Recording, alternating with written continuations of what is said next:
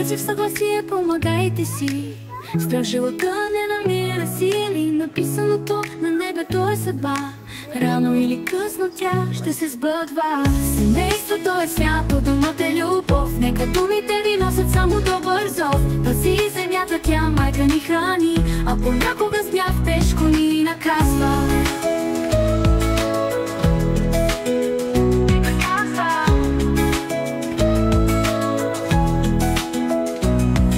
Внимавайте какво говорите днес. Думите нямат обратен път за тез, които нараняват със злоба и лъжа. Власт истина ще издържи света.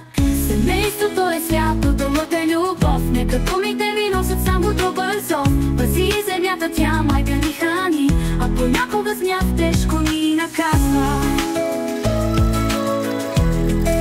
Тежко ни наказва.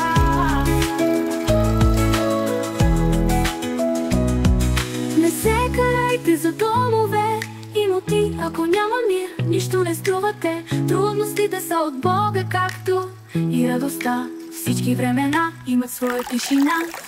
Семейството е свято, домът е любов. Нека думите ви носят само добър зов. Пази земята, тя майка ни храни, а понякога с гняв тежко ни наказва. Мислът е пълен с живот и мечти. Търси истината, но стена в сълзи. Храмът е в сърцето, не сгради, знай. Любовта в душата е твоя вечен рай.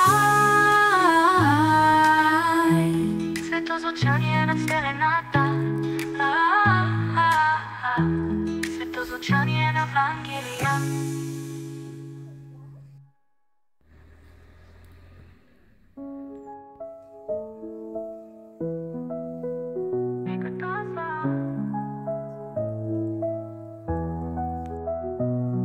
Внимавайте какво говорите днес. Думите нямат обратен път за тез, които нараняват със злоба и лъжа. Власт истина ще издържи света. Внима казва, внимавайте какво говорите днес. Думите нямат обратен път за тез, които нараняват със злоба и лъжа.